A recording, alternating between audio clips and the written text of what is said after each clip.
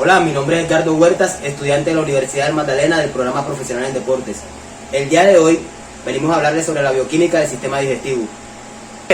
El grupo se encuentra conformado por Jorge Felipe, Jair Vergara, Cristian Hernández, Edgar Amariz y mi persona, Edgardo Huertas. Según investigaciones que realizó el grupo, pudimos encontrar un artículo muy interesante. Un artículo que lo realizó el Instituto Nacional de Diabetes y Enfermedades Digestivas y Renales. Este artículo nos pareció interesante porque nos habla y nos dice que el aparato digestivo está formado por el tracto digestivo y una serie de órganos huecos que forman un largo y un tortuoso tubo que va de la boca al ano, y otros órganos que ayudan al cuerpo a transformar y absorber los alimentos. Según lo que ya se dijo antes, toda esa información es de suma importancia. Ahora, los órganos que forman el tracto digestivo son la boca, el esófago, el estómago, el intestino delgado, el intestino grueso y el recto. El interior de estos órganos huecos está revestido por una membrana llamada mucosa. La mucosa es la boca del estómago y el intestino delgado. Contiene glándulas diminutas que producen jugo que contribuyen a la digestión de los alimentos. El tracto digestivo también contiene una capa de tracto digestivo. Contiene una capa muscular suave y ayuda a transformar los alimentos y transportarlos a lo largo del tubo. Otros dos órganos digestivos, el hígado y el páncreas, producen jugos que llevan al intestino a través de pequeños tubos llamados conductos. La vesícula biliar almacena los jugos digestivos del hígado hasta que son necesarios en el intestino. Algunos componentes de los sistemas nerviosos y circulatorios también juegan un papel importante en el aparato digestivo. Ahora bien, ¿sabía usted por qué es importante la digestión? Cuando consumimos alimentos como lo es el pan, la carne, los vegetales, estos no están en una forma en que el cuerpo pueda utilizar para nutrirse. Los alimentos y también las bebidas que consumimos deben transformarse en moléculas mucho más pequeñas, que estas son conocidas como moléculas de nutrientes, antes de ser absorbidas hacia la sangre y que sean transportadas a la célula.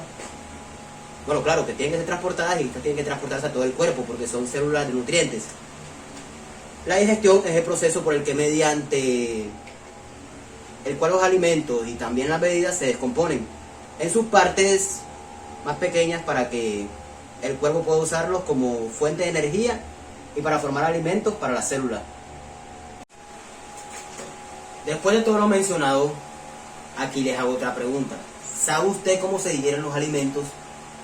Bueno, la digestión se comprende de una mezcla de alimentos. Su paso desde que comienzan a través del tracto digestivo y la descomposición química tanto de moléculas como tanto grandes como pequeñas. Esta se da cuando masticamos. Nos metemos los alimentos a la boca, masticamos. Este es el inicio, cuando baja al estómago. Y su final se da en el intestino delgado. Por ende, el estómago siempre debe realizar tres tareas mecánicas. La primera es que debe almacenar los alimentos, tanto los líquidos. Para ello, el músculo de la parte superior del estómago debe relajarse y aceptar los volúmenes grandes del material ingerido. La segunda tarea es mezclar los alimentos, los líquidos y el jugo digestivo que nosotros tenemos, que este se ha producido en el estómago. Esto mediante la acción muscular de la parte inferior del estómago, que es la encargada de todo esto. La tercera, pero no la menos importante, ya es la tarea última del estómago, que esta se encarga de vaciar el contenido lentamente en el intestino delgado. Según el artículo que investigamos, se encuentran los pasos de los alimentos a través del aparato digestivo.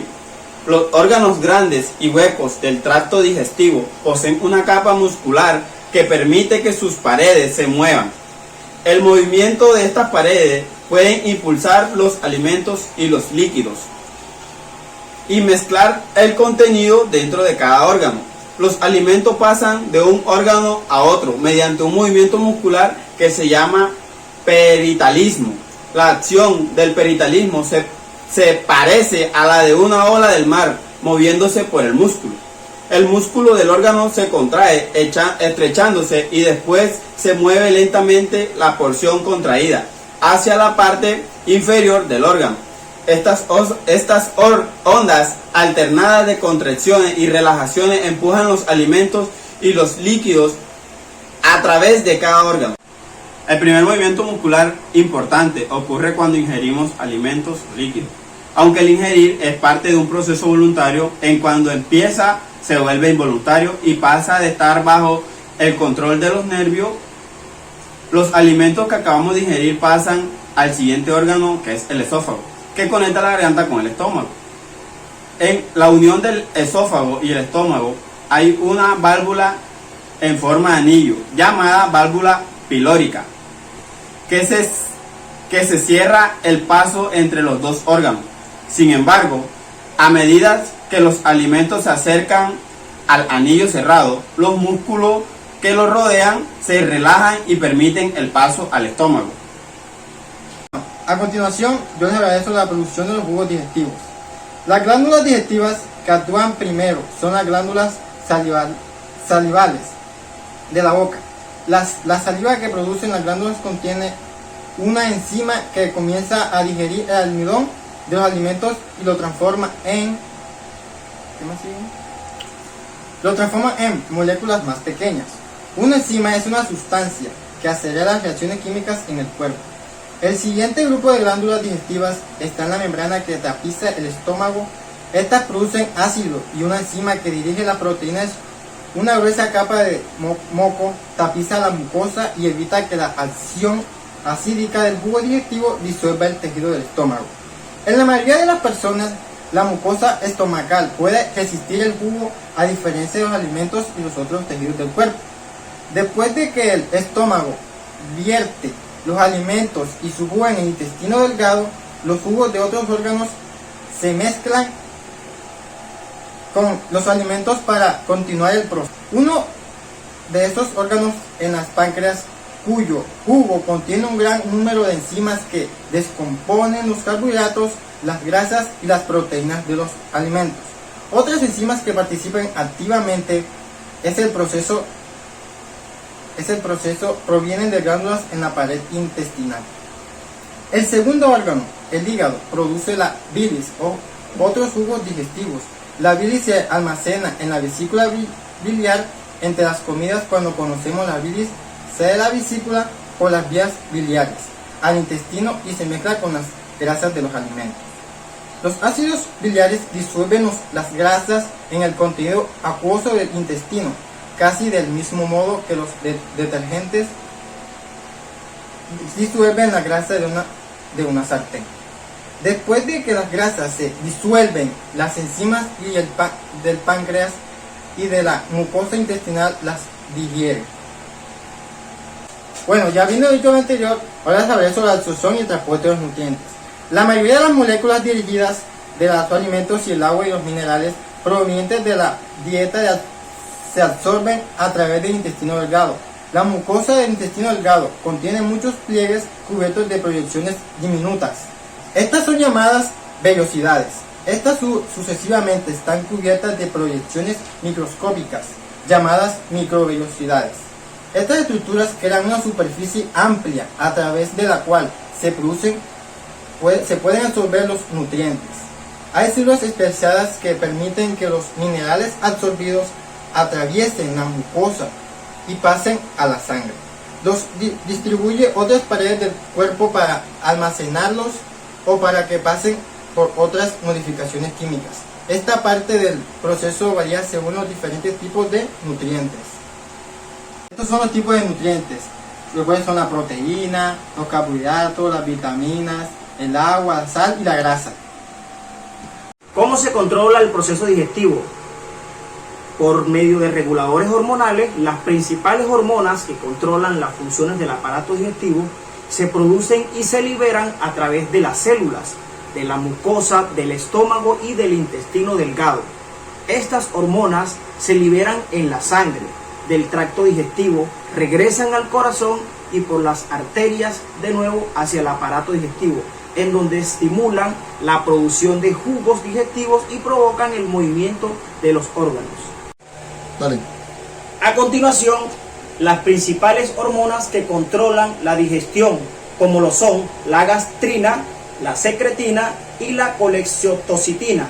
La gastrina hace que el estómago produzca un ácido que disuelve y digiere algunos alimentos.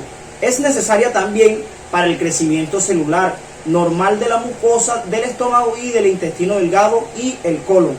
La secretina hace que el páncreas secrete o genere un jugo digestivo rico en bicarbonato.